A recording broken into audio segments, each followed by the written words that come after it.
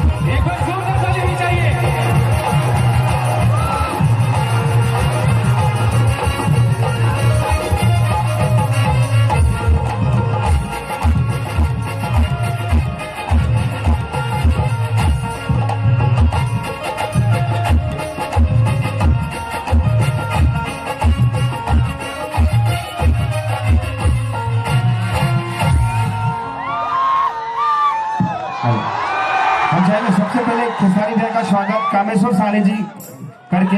अगर 2 बॉक्स अगर यहाँ हो तो रख दीजिए, क्योंकि मुझे आउटपुट वहां से मिलेगा। यहाँ अगर रहेगा तो मैं यहाँ पे आ सकता हूँ, तो उसको खसका के यहाँ कर दीजिए। तो जोरदार ताली हो जाए इस कार्यक्रम के आयोजक कामेश्वर साहनी जी। और इनके लिए कहना है कि किसी को तख्त देती हैं तो किसी को ताज देती हैं, किसी को तख्त देती हैं तो किसी को ताज देती हैं, और मां सरस्वती जब भी प्रसन्न होती हैं तो इनकी जैसी प्यारी आवाज देती हैं। मैं चाहूंगा एक बार जोरदार ताली होनी चाहिए the multi star award winning superstar Khesari Lal Yadav ji के लिए। देखिए, ये माला के काबिल तो हम देखी, इसे जे अगर ये माला के काबिल के बनौले बा तो रउआ सब खेसरिया के बनौले बा। ऐसे ये माला रउआ सब खाती अपन अपन गला समझ के करे के पहल लाभ लो। Thank you, love you. हाँ, इसको आगे कर दीजिए, इसको कर देते, क्या प्रॉब्लम था। यहाँ यहाँ इस कोने पे रख दीजिए, इसको भी लेके आ जाइए ताकि मुझे आउटपुट यहां से मिलेगा तो मैं इनके पास और नजदीक आ सकता हूं।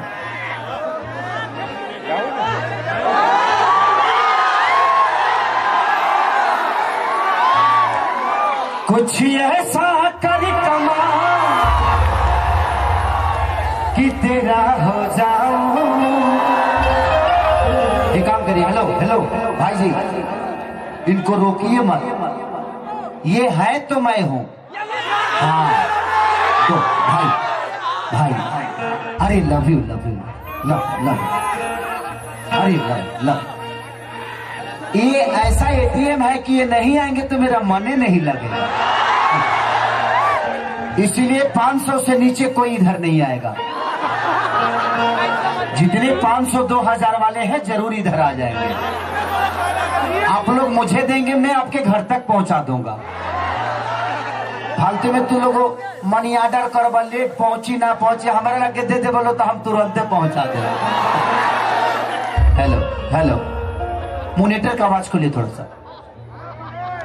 इसको भी ले लीजिए ना, एक और ले लीजिए यहाँ पे, इसको कोने में रख, यहाँ पे रख देंगे ना तो और अच्छा होगा। कि कुछ ऐसा कर कमाल कि तेरा हो जाऊं,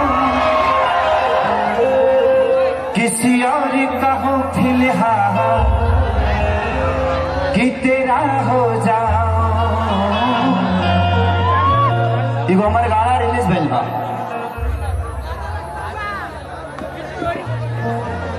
एगो होली में गौले बनी कि होली में बुरा हाल कि देखिया गल जाई कि अरवा रंग सतत काल माल कल चल जाई। Love you. मॉनिटर का आवाज बढ़ा के रखिएगा थोड़ा सा, डिले। दिल से प्रणाम जितने भी, थैंक यू भैया, thank you, I love you. ईश्वर करे कि ऐसे ही आप दिनों रात चौगुना बढ़ते रहे, आपके घर में हमेशा मंगलमय होते रहे। सबका घर में 9 महीना पलई का होला, तारा घर पर 6 महीना को। जितना जल्दी लड़का होगा उतना जल्दी खेसरिया सोहर गाने के लिए आएगा। कितने लोग यहाँ बिहार से एक बार हाथ उठाएंगे क्या? सभी बिहार से बा भाई, लव यू दिल से, थैंक यू। अच्छा कैप निकाल दूं, और ठंडा मार दी तो हमारे मेहरारू तेल तारा के लगाई। हाँ, सफा खत्म है बड़ा का। तेरे कैप निकाल दीजिए। देखो तेरे यहाँ ठंडा से केचूर छोड़ ले बाद में, आप कैप निकाल दीजिए। निकाल देता हूँ भाई, चिंता मत करिए भाई। ऐसे ही बने रहिए, ईश्वर आपको बनाए रहे, आपको कम आपके मेहरारू को ज्यादा बनाए रखे। चलिए, कमेश्वर साहनी जी को दिल से प्रणाम कि आज इनके वजह से आप सबसे मुलाकात करने का मौका मिला और आशीर्वाद लेने का मौका मिला। कमेश्वर भैया की तरफ से बहुत पुरस्कार आशीर्वाद के रूप में स्वीकार। भाई दिल से प्रणाम। अरे पैर छूना है पगला, अपने माँ बाप का छुओ, केसारी आपका भाई है। सुनील भैया,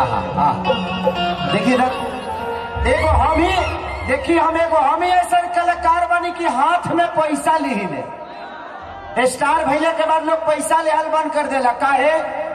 प्रॉब्लम होला, लोग छुई, लोग के समझ में आला कि केकर हाथ कैसन होई, लेकिन ये हाथवा खेसरिया के भैंस पर से फलाई पर चढ़ा देला। दिल से प्रणाम, दिल से थैंक यू भाई, हमर भाई, लव यू। आई अब जौन भी होई रउए सब खातिर आइल बानी। एक बार जी कार्यक्रम भई रहे, लेकिन कलाकार लोग ना पहुंच पाइल, में ऑर्गेनाइजर के कोनो गलती नहीं खे। लेकिन खेसरिया एक बार अगर वादा कर देला तो अगर जीवन में मर जाई तबे ना आइल, जिंदा रही त आई, एक गारंटी बा। Love you, I love you. पैसा तो है बाद में परिचय होई।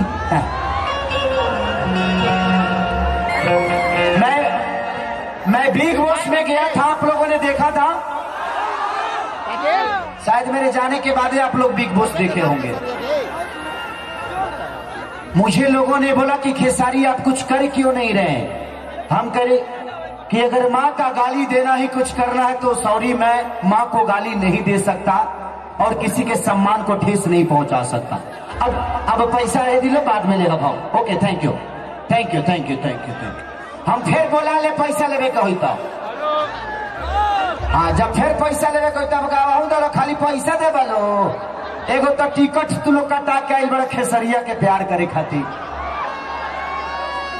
एक जगह बिटूर ललो, एक बार हमारा के दीदी हम खुश, तू लोग खुश। अब मान के चलो जो 100 रुपया ले कई बालो तो जेब भर जाइए, से बढ़िया कि 2 हजार ले कई बालो तो ठीक रही हमारो खातिर। नहीं, आपका भी फायदा, हमारा भी फायदा। Love you. दिखाओ बाबू, दिखाओ।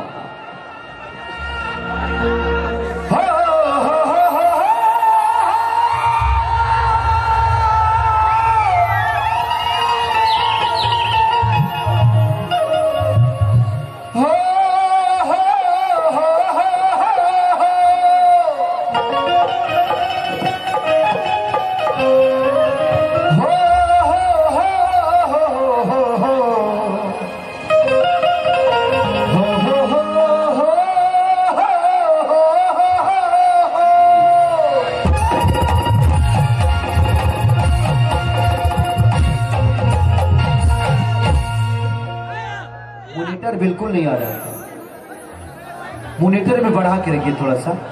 और इंस्ट्रूमेंट की भी आवाज मेरे को मिलनी चाहिए, सारे इंस्ट्रूमेंट की आवाज भी इसमें मिलेगी, क्योंकि मैं यहाँ गा रहा हूँ, इंस्ट्रूमेंट नहीं मिलेगी तो फिर प्रॉब्लम होगा। हेलो हेलो हेलो, बढ़ाइए थोड़ा, बढ़ाइए। हेलो हेलो, बढ़ाइए। हेलो हेलो हेलो, बढ़ाइए। जले सीटी न मारे तब ले बढ़ाइए। हेलो हेलो हेलो, देखिए तो अब मैं मतलब कि चिरकुट वाला मोबाइल हमको दे दिए थे, कह रहे हैं कि काहे गड़बड़ा रहा है।